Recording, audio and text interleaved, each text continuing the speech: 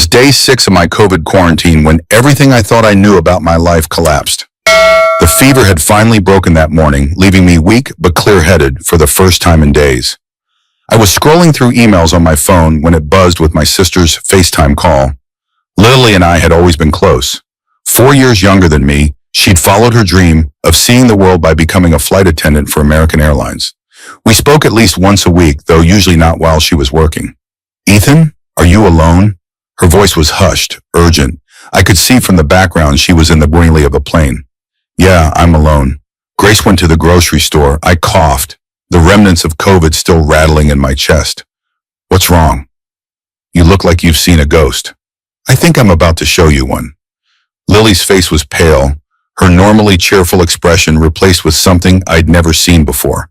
Fear mixed with pity. "I need to show you something, and I need you to stay calm." My stomach dropped. "What is it?" "I'm working first class on the Chicago to Milan route today." She paused, visibly struggling with what to say next. "Ethan, Grace is on this flight." I laughed, relieved it wasn't something worse. "No, that's impossible." "She's out getting groceries. You must be mistaken." "I wish I was." Lily's voice dropped even lower. "She's in 2A business class with a man. They're very friendly." "Lily, Grace is literally here in Chicago. She just left the house 30 minutes ago. I heard her car pull out of the garage." "Then who's this?" The camera flipped and Lily discreetly angled it toward the cabin. I saw the familiar honey blonde hair first, then the profile I'd woken up next to for 7 years. Grace was leaning toward a man I'd never seen before, laughing at something he'd said, her hand resting intimately on his forearm. She wore the emerald earrings I'd given her for our 5th anniversary. "That's..." My mouth went dry at. "That has to be someone who looks like her." I served her champagne, Ethan. I looked right at her. She didn't recognize me. I was wearing a mask and my hair is different now. But it's Grace. 100%.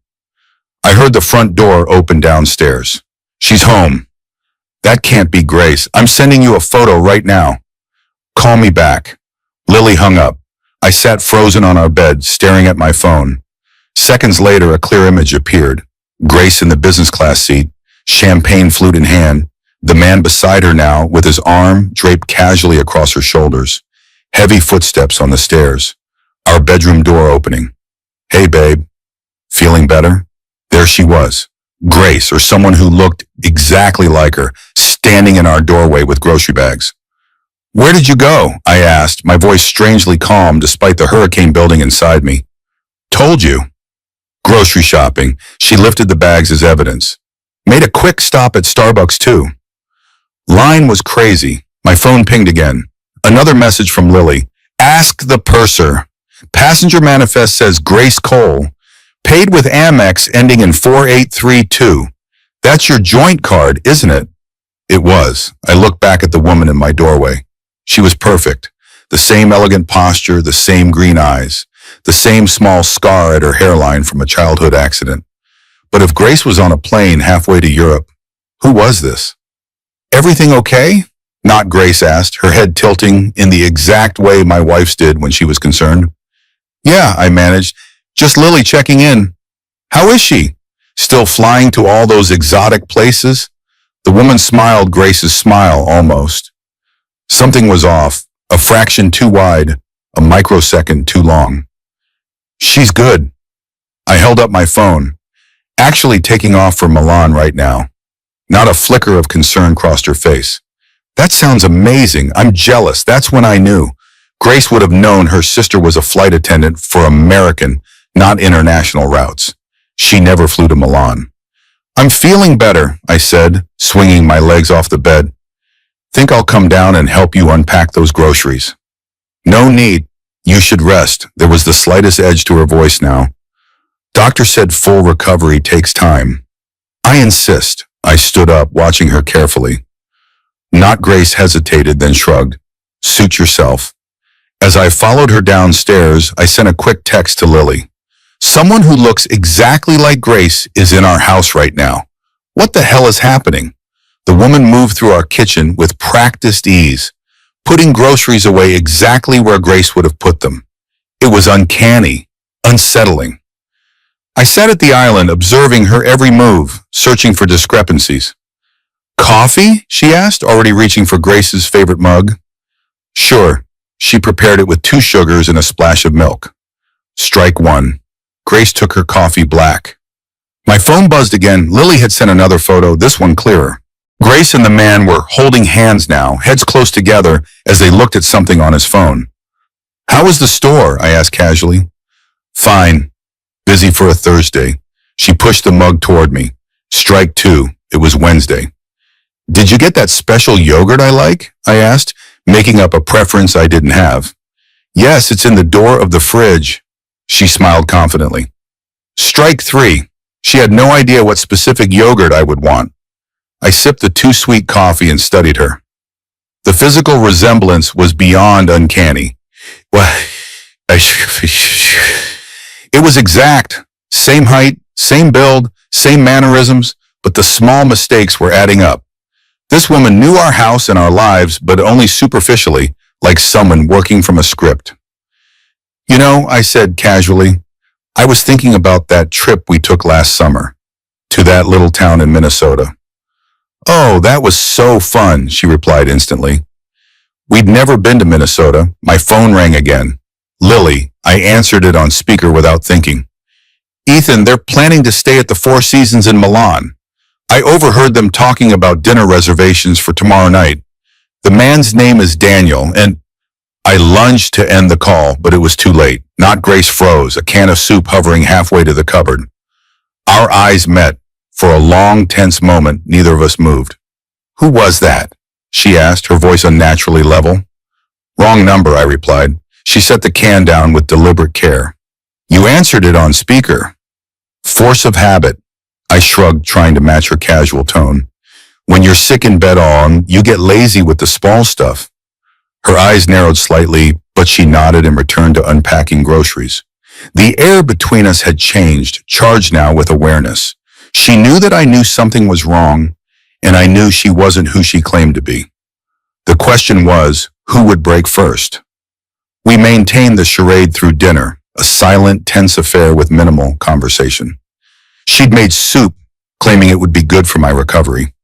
I ate it slowly, wondering if she'd poisoned it, then dismissing the thought as paranoid.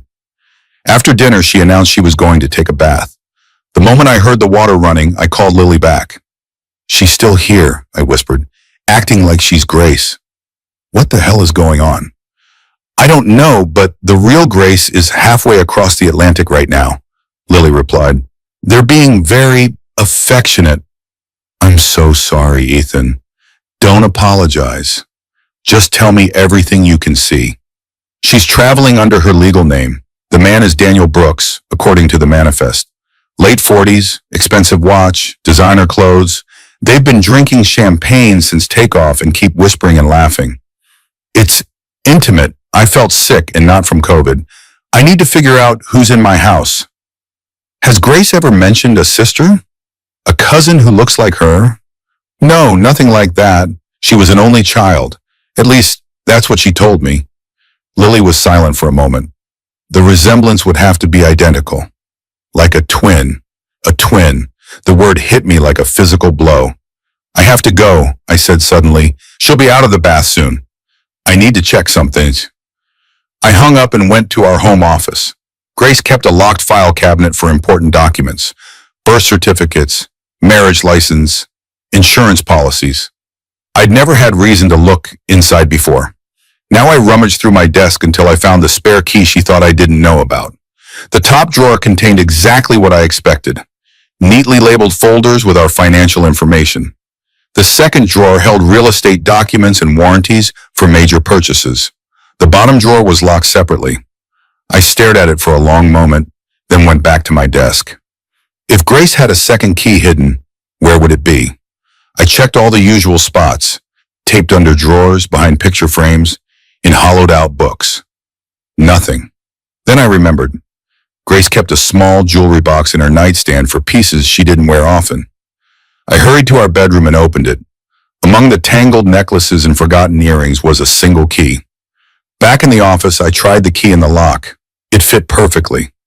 Inside the drawer were several folders, labeled in Grace's neat handwriting. One was marked Personal Private.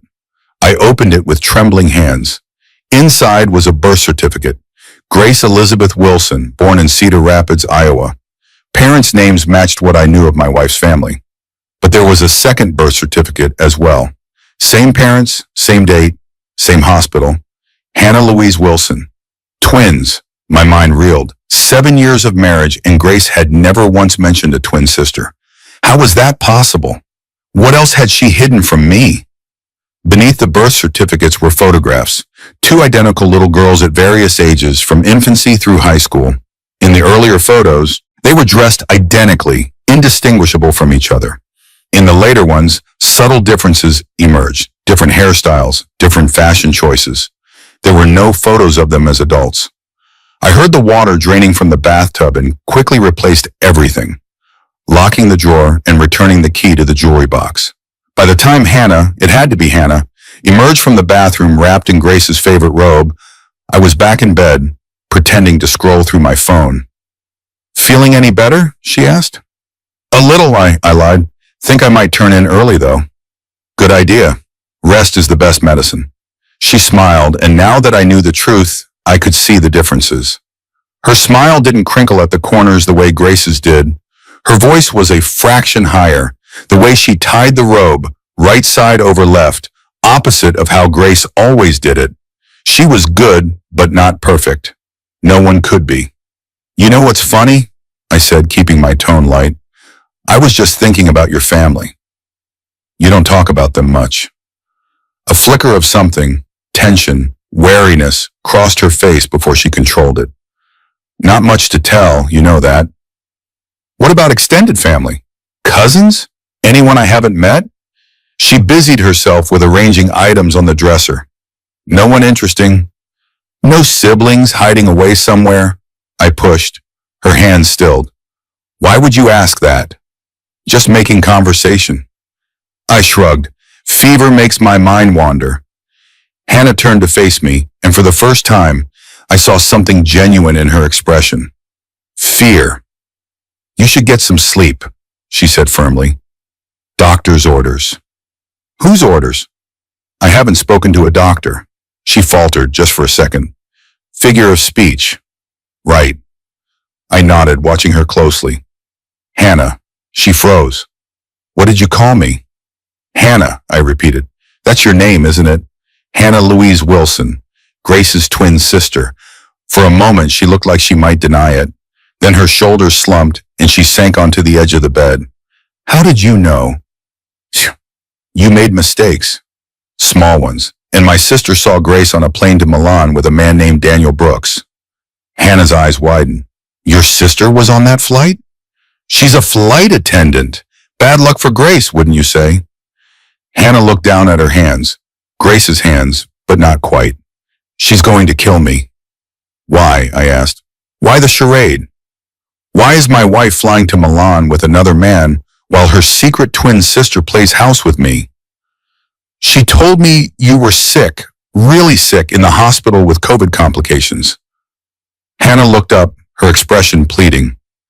"She said she had this important business trip she couldn't reschedule, but she didn't want you to be alone when you got home. She asked me to stay here, take care of you, just until she got back.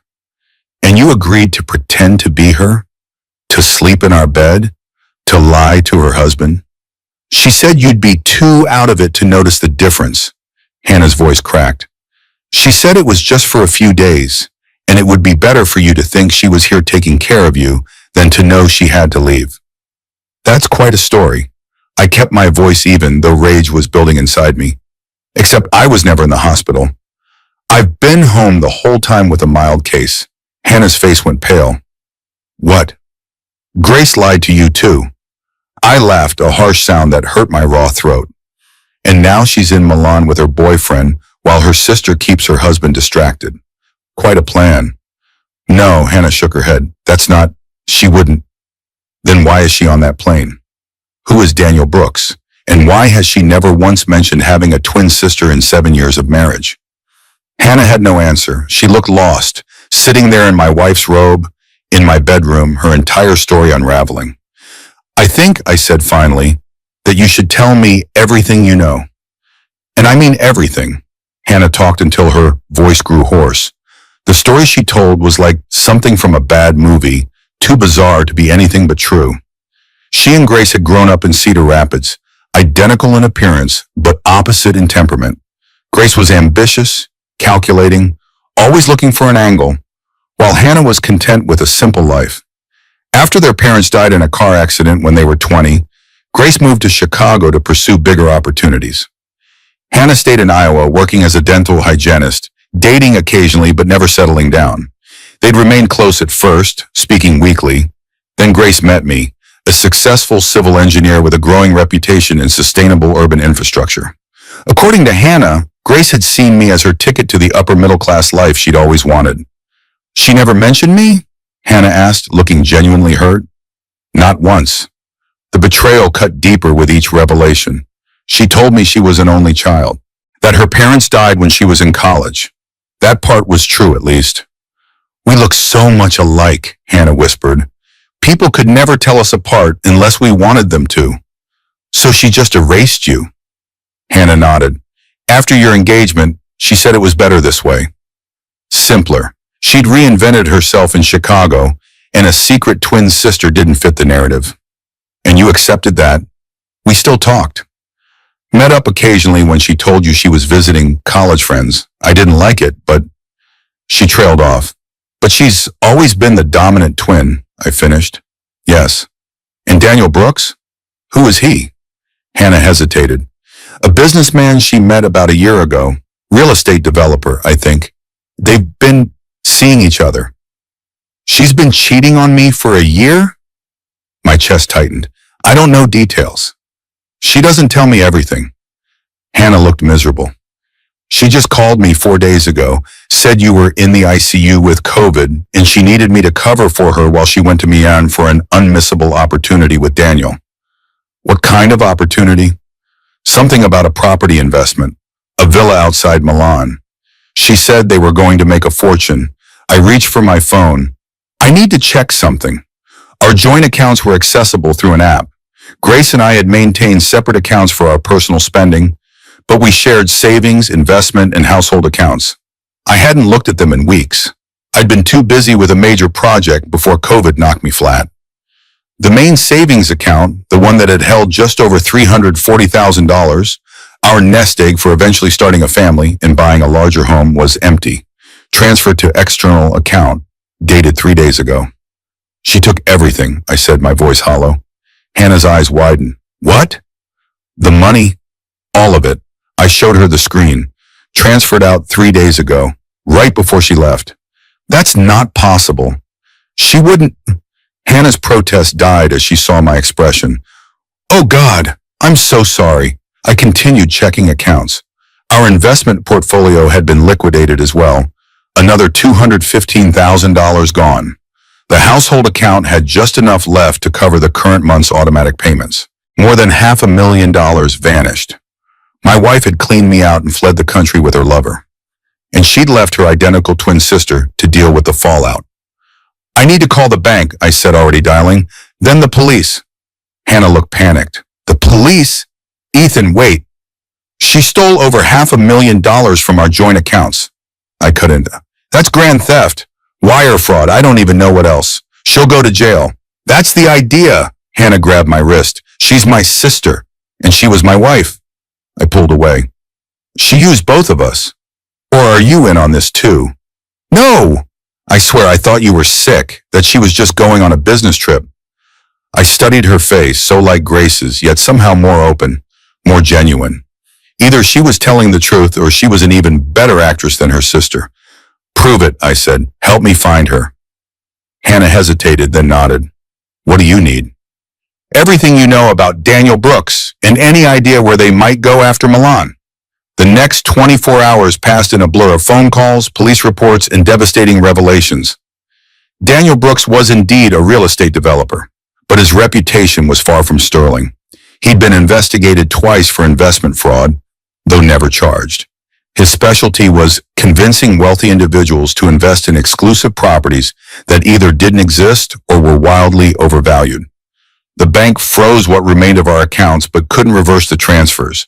Grace had moved the money through multiple international accounts in rapid succession.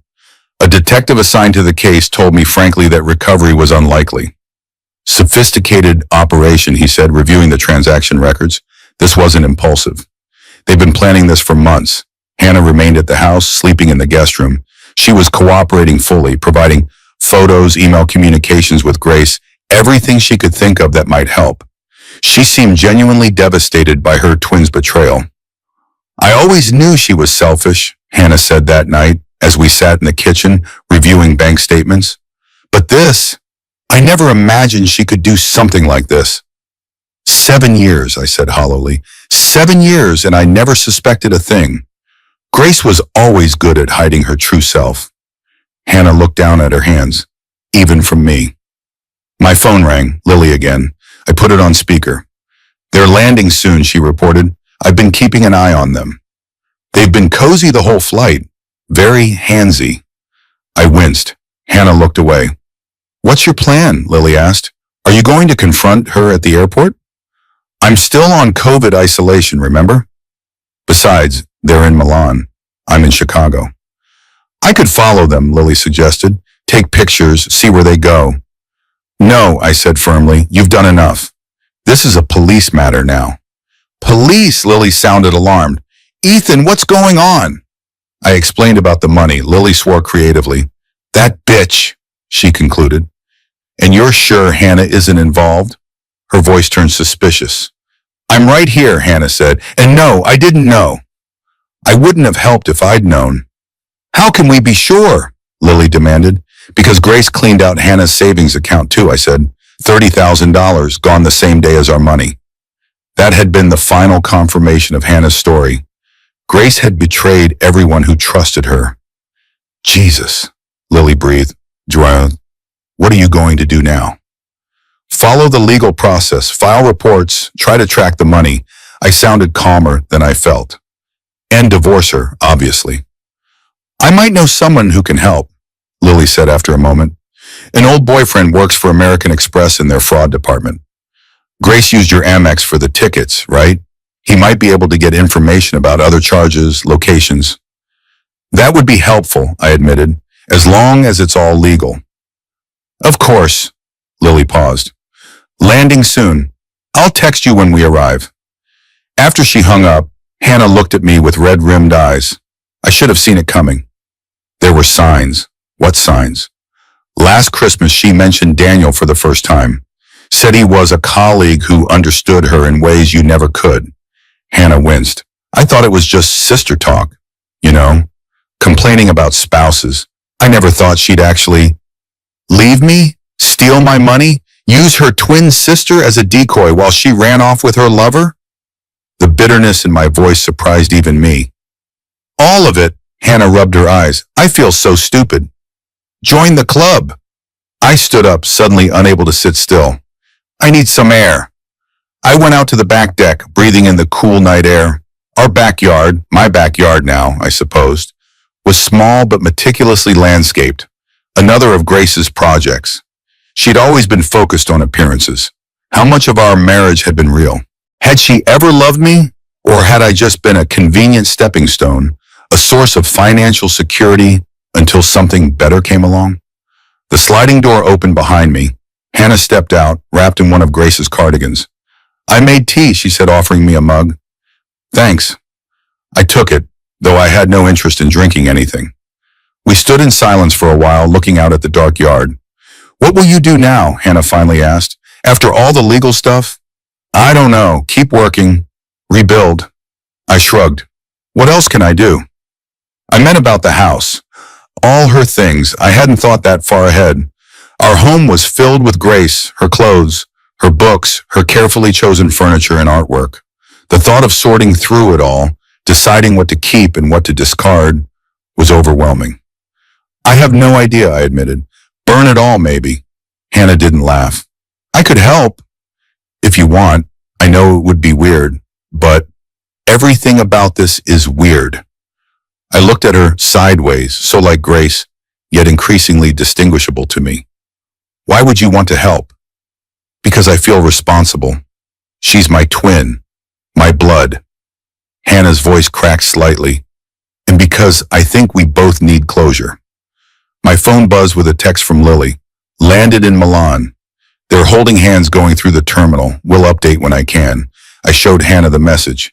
Your sister works fast. She always did. Hannah's voice was sad. Even as kids. If she wanted something, she took it. Consequences were for other people. I studied her in the dim light from the kitchen windows. You're nothing like her, are you? We look the same. That's where the similarities end. She met my gaze. I would never hurt someone the way she hurt you. I believed her. Maybe that made me a fool.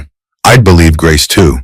But something in Hannah's eyes spoke to a fundamental decency that Grace had always lacked. You can stay, I said suddenly. Help me sort through this mess, but the guest room, not... I gestured vaguely toward the house, unwilling to say our bedroom. Of course. Hannah nodded. Just until you were back on your feet. Until we figure out what happens next. The next morning, I woke to multiple text messages. Lily, they checked into Four Seasons Milan.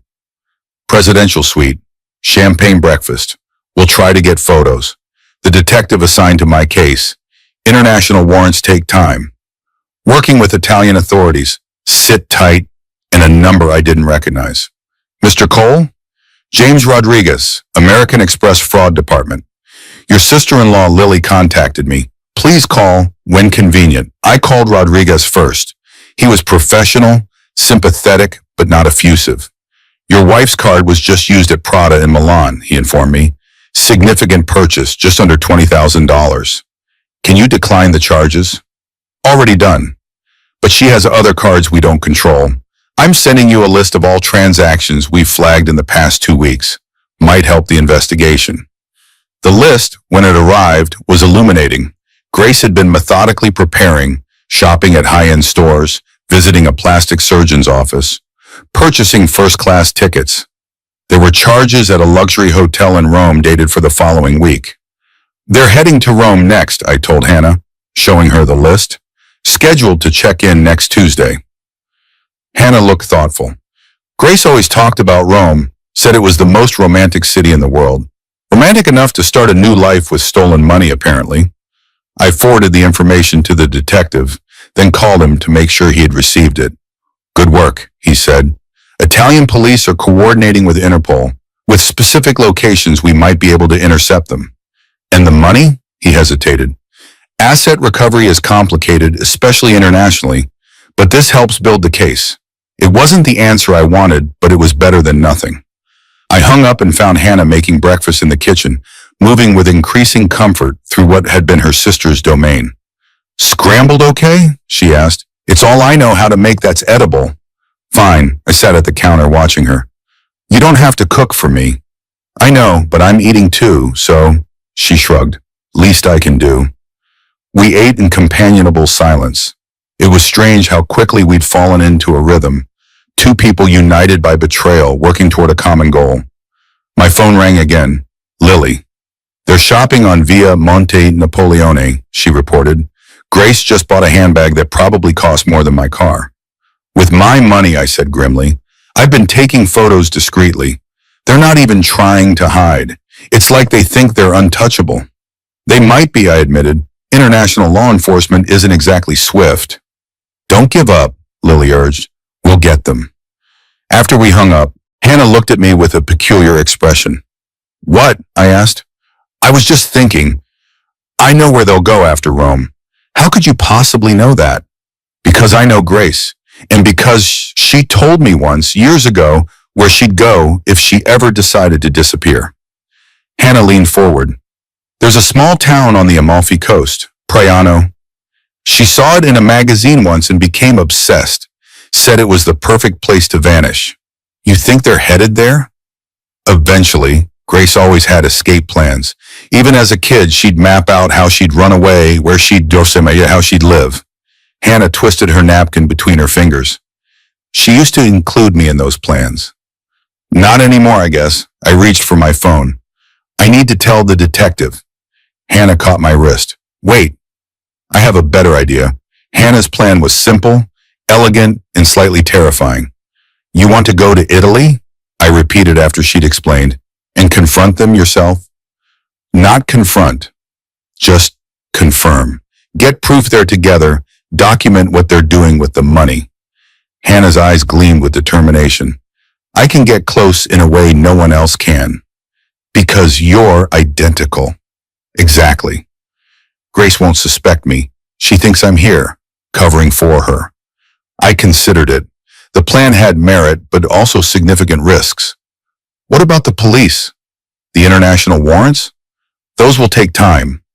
Meanwhile, they're spending your money, maybe planning their next move. Hannah leaned forward.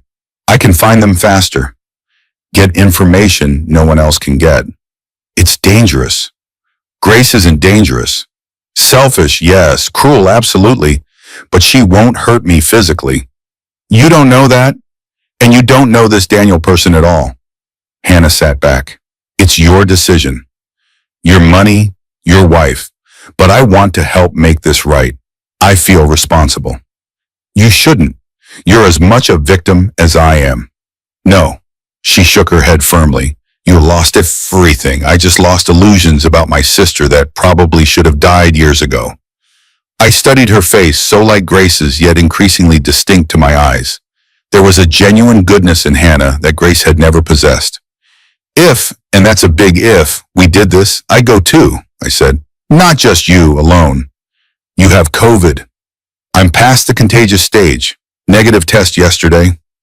I hadn't bothered to mention it with everything else happening. I could travel by the end of the week.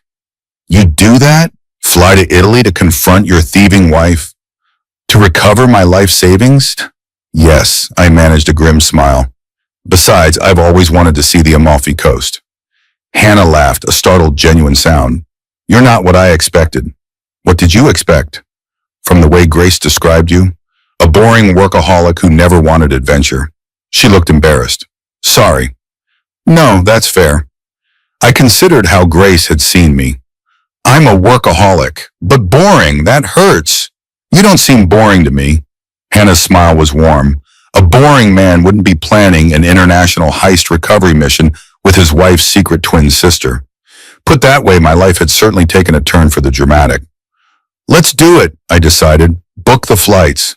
But we do this carefully, legally, evidence gathering only. Then we let the authorities handle the actual arrest. Hannah nodded, looking both excited and nervous. I've never done anything like this. Neither have I. I've found myself smiling despite everything. I guess Grace was wrong about both of us. We spent the next 2 days preparing. Hannah contacted the dental office where she worked, requesting emergency family leave. I spoke with my firm, explaining I needed additional time off due to unforeseen family circumstances related to my COVID recovery. No one questioned it. I had years of accumulated vacation time I'd never used. Lily continued providing updates from Milan. Grace and Daniel, they had checked out of the Four Seasons and taken a train to Rome, exactly as predicted by the credit card trail. They were spending lavishly. Designer clothes, Michelin-starred restaurants, private tours. They don't act like people on the run, Lily reported during our last call before she had to fly back to the U.S. More like honeymooners without a care in the world. They think they've gotten away with it, I said. That's good for us. They won't be looking over their shoulders. The detective assigned to our case was skeptical of our plan, but couldn't stop us from traveling as private citizens. He provided contact information for the Italian police departments in Rome and along the Amalfi Coast, just in case. Don't confront them, he warned. Observe only. Document. Build the case. That's the plan, I assured him. Hannah and I booked flights to Rome, departing Friday morning. I insisted on buying her ticket. It seemed only fair, given that she was risking so much to help me. I can afford my own airfare, she protested. Consider it an investment in recovering my savings, I countered. Besides, Grace emptied your account too, remember? She couldn't argue with that. The night before our departure, we sat in my living room reviewing our plan. Hannah had created a detailed itinerary based on what we knew of Grace and Daniel's movements. They'll be in Rome until Tuesday, she said, checking the credit card logs Rodriguez had provided. Then likely heading south, based on their rental car reservation. Toward Priano. Exactly. Hannah traced the route on a map she'd printed. They'll have to drive through Naples, then along the coast road. It's stunning but slow. Lots of places we could intercept them. I watched her work, impressed by her thoroughness. You're good at this. She looked up, surprised. At what? Planning. Details. You're methodical. Dental hygiene training. She smiled. You learn to be precise or people's teeth fall out. Grace never mentioned that you're a dental hygienist. Grace never mentioned me at all, Hannah reminded me. So I'm not surprised she left out my fascinating career cleaning plaque. There was no bitterness in her tone, just a matter-of-fact acceptance that her twin had erased her from the narrative. If you don't mind me asking, I said carefully, why did you stay in touch with her? After she cut you out of her life like that? Hannah was quiet for a long moment, considering the question. She's my twin, she said finally. My only family, and growing up, she was my protector too.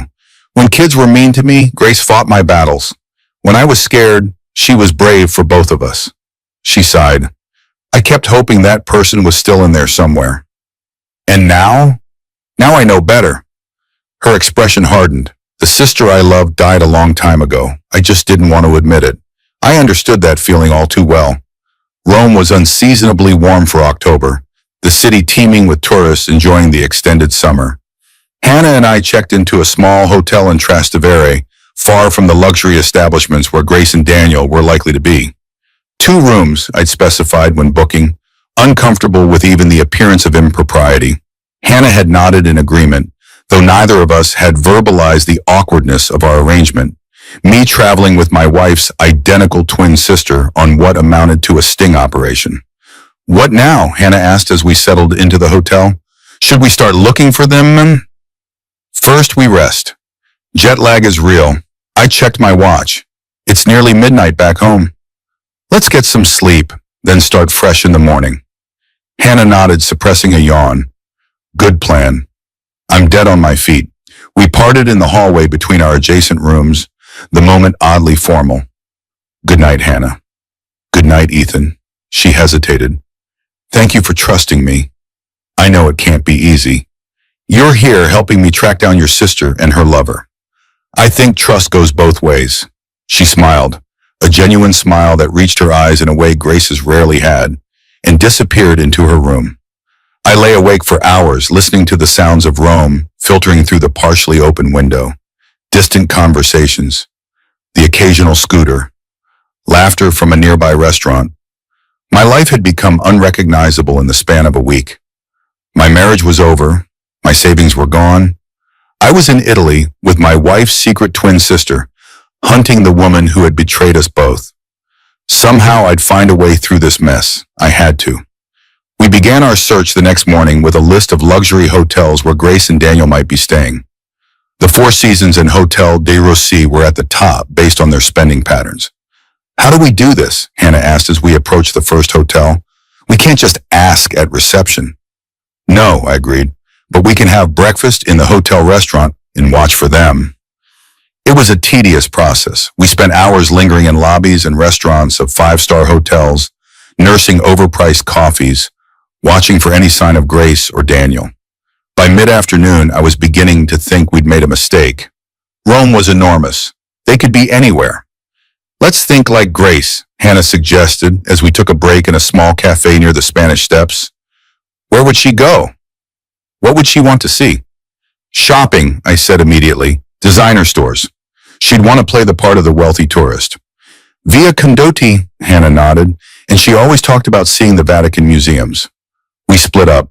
Hannah to patrol the luxury shopping district, me to check the Vatican. We agreed to meet back at our hotel by 6, regardless of what we found. 3 hours later, I was about to give up when my phone buzzed with a text from Hannah. Found them. Via Condotti, outside Gucci. Coming your way. I hurried back toward the shopping district, heart pounding. Hannah sent regular updates. They're window shopping. Now they're getting gelato, heading toward Piazza di Spagna. I spotted Hannah first, partially hidden behind a newspaper at a cafe table. She lowered it slightly as I approached, nodding toward a couple seated at a fountain. And there they were. Grace looked radiant, glowing with happiness as she leaned against Daniel's shoulder. She wore a white sundress I'd never seen before, expensive sunglasses pushed up onto her head. Daniel was tall, distinguished looking, with silver temples and a confident posture. They looked like what they were pretending to be, wealthy, carefree tourists enjoying a romantic getaway. Bile rose in my throat. That was my money they were spending, my life they were enjoying. Hannah's hand closed around my wrist. "Don't," she whispered. "Remember the plan." I realized I'd been moving toward them unconsciously. I forced myself to sit beside her, turning my back to the fountain. "What have they been doing?" I asked, my voice tight. "Shopping. She's bought half of Via Condotti, it seems." Hannah's expression was grim. "They're very affectionate." "I can see that." I didn't turn around. "Have you taken photos?" She nodded, showing me her phone. Dozens of discreet shots documented Grace and Daniel's afternoon, entering stores, dining at a cafe, examining jewelry in a store window. In every image they were touching, holding hands, his arm around her waist, her head on his shoulder. "They look happy," I said flatly. "They look like thieves enjoying their spoils," Hannah corrected. "Don't torture yourself. Too late for that." "What's the next step?" "Follow them back to their hotel, see if they discuss their plans?" I nodded, still not trusting myself to look at them directly. "You should do the following." "I'm too recognizable." "Agreed, I'll text you updates." Hannah squeezed my arm. "We're going to get through this, Ethan." For the first time since this nightmare began, I believed her. Hannah followed Grace and Daniel back to their hotel, the St. Regis as it turned out, even more exclusive than we'd guessed. She texted regular updates as she maintained surveillance from the hotel bar. "They're having dinner in the restaurant. Very cozy. Grace just ordered the €200 tasting menu." I remained in our modest hotel, coordinating with the detective back in Chicago and updating the Italian police contact he'd provided. The evidence was mounting. Photos, credit card records, hotel confirmations. "We need to know their next destination," the Italian officer told me on the phone. "Specific hotel if possible. Then we can coordinate with local authorities for an arrest." Hannah continued her stakeout until nearly midnight, finally returning to our hotel, exhausted but triumphant. "They're leaving for the Amalfi Coast on Tuesday," she reported, collapsing into a chair in my room. "I overheard them at dinner. They have a villa rented in Priano, I was right, for the next month. After that, they're considering buying property there." "With my money," I said bitterly. "With our money," she corrected, "but not for long." The next day, we rented a car and drove south, ahead of Grace and Daniel. The plan was to reach the Amalfi Coast before them, scope out the villa they'd rented, and coordinate with local police for their arrest when they arrived. The drive was stunning, winding coastal roads with breathtaking views of the Mediterranean. Under different circumstances, it would have been a dream vacation. "Have you ever been to Italy before?" Hannah asked as we navigated the narrow roads. "No, Grace and I talked about it, but never made concrete plans." I kept my eyes on the road. "You?" "Never left the U.S. until now." She gazed out at the sea. "It's beautiful." "Yes," I glanced at her profile, so like Grace's, yet increasingly distinct to me. Grace would have hated this drive. Too winding, makes her car sick. Hannah smiled. "Me too, actually, but I took Dramamine. Twins, but not identical in every way," I observed. "No, just the ways that matter for this operation." We found Priano easily enough, a picturesque village clinging to the cliffside, less touristy than nearby Positano or Amalfi. The villa wasn't hard to locate either.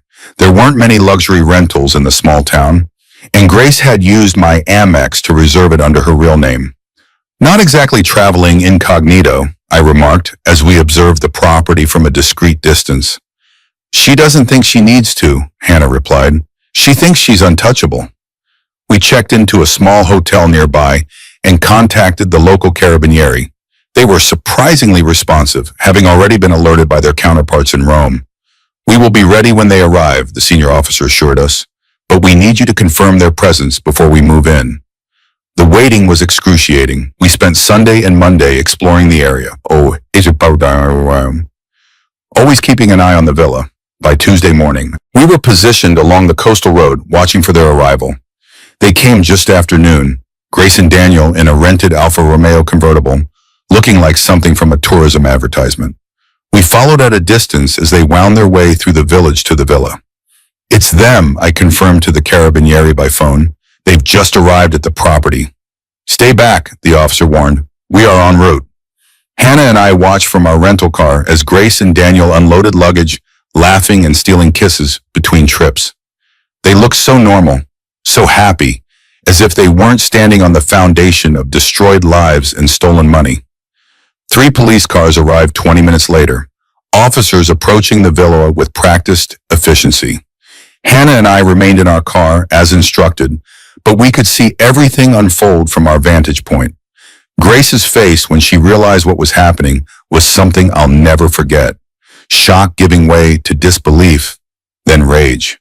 She spotted our car as she was being led to the police vehicle, her eyes locking with mine across the distance. For a moment, she looked confused. Then her gaze shifted to Hannah beside me, and understanding dawned. The betrayer betrayed. The legal process was predictably complex. Grace and Daniel were charged with multiple financial crimes in both the U.S. and Italy. Most of the money was recovered. They'd moved quickly but not carefully enough, leaving a trail that international financial investigators could follow. I filed for divorce immediately upon returning to the States. Grace didn't contest it. She had bigger problems, facing years in prison if convicted on all counts.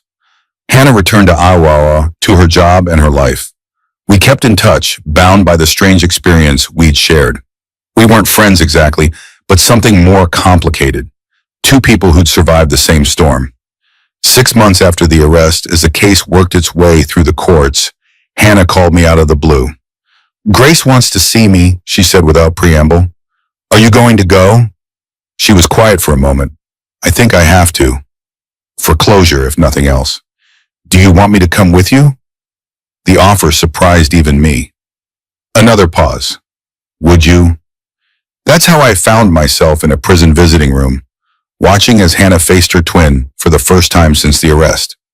I stayed back, giving them privacy but close enough to intervene if needed. Grace looked diminished somehow, her designer clothes replaced by a prison jumpsuit, her carefully highlighted hair grown out to show dark roots. But her eyes were the same, calculating, always looking for an angle. They talked for nearly an hour. I couldn't hear what was said, but I could see the emotions play across Hannah's face. Grief, anger, resolution. When they finally embraced goodbye, I caught a glimpse of Grace's expression over Hannah's shoulder. For just a moment, she looked genuinely regretful. How was it? I asked as Hannah rejoined me. Hard. She wiped away a tear. She apologized, if you can believe it. Do you? The apology? Yes. That she means it? I don't know, Hannah shook her head. She's always been good at saying what people want to hear.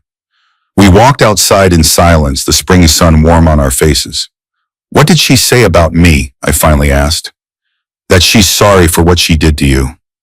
That she never deserved you. Hannah glanced at me. That you and I would make a better couple than you and she ever did. I stopped walking. She said what? Classic Grace, always trying to control the narrative even from jail. Hannah's smile was sad. She thinks she's giving us her blessing. Like we needed it. That's, I couldn't find the words, presumptuous. To say the least. Hannah resumed walking. For what it's worth, I told her we're not together. That we're just 2 people who happen to be betrayed by the same person. Is that what we are? Hannah looked at me thoughtfully. I don't know, Ethan. What are we? I didn't have an answer then. But 6 months later, when Hannah called to say she was considering a job offer in Chicago, I found myself offering my guest room until you find a place of your own. She stayed for 3 weeks, then found an apartment 15 minutes from my house. We had dinner together twice that week, just as friends, then 3 times the next week. When I kissed her for the first time on her doorstep after a movie night, It felt like the most natural thing in the world. Is this too weird? She whispered against my lips. Me being her twin? You're nothing like her, I replied. You never were. Grace was sentenced to 7 years for fraud and grand theft. Daniel got 10. I heard through Hannah that Grace had finally admitted everything, how she'd targeted me from the beginning for my financial stability, how she'd met Daniel at a conference and begun plotting with him within weeks, how she'd used Hannah as a pawn in her escape plan. She's still manipulating even now, Hannah told me after another prison visit, trying to present herself as reformed, remorseful, the perfect prisoner. Do you believe her? About being reformed? No, Hannah's expression was firm, but I believe she regrets getting caught. A year after the arrest, with the divorce finalized and most of my money recovered, I proposed to Hannah during a weekend trip to Michigan. Not at a fancy restaurant or scenic overlook, but in a quiet moment on the porch of our rented cabin, watching the sunset over the lake. Are you sure? She asked, even as tears filled her eyes. People will talk. They'll say you couldn't tell the difference between them, that you just substituted one twin for another. Let them talk, I said. We know the truth. The truth was simple. Hannah and Grace might have shared identical DNA, but they were fundamentally different souls. Where Grace had been calculating, Hannah was genuine. Where Grace had seen me as a means to an end, Hannah saw me as a partner. We were married in a small ceremony the following spring. Lily was my best woman. Hannah's dental office colleagues filled the bride's side. No one mentioned the absent twin, though her shadow lingered at the edges of our happiness. Do you ever think about her? Hannah asked on our honeymoon in Scotland, as far from the Amalfi Coast as we could imagine. Less and less, I admitted. You? She writes me letters sometimes. I don't always read them. Hannah looked out at the misty highlands. I used to think we were two halves of the same person. Now I know better. What are you? She turned to me, her face, so like Grace's but so completely her own, illuminated by the soft light. We're strangers who happen to have the same face, she said simply. Nothing more. Grace will be eligible for parole in 3 years. Hannah and I don't talk about what we'll do when that day comes. Some bridges can't be rebuilt once they burn to ash. But I know this, the woman who betrayed me, who stole my money and tried to steal my future, gave me an unexpected gift in the process. She led me to Hannah, not as a replacement, but as the person I was always meant to find. Sometimes the most devastating betrayals lead to the most unexpected blessings. That doesn't excuse what Grace did, but it helps me make peace with it.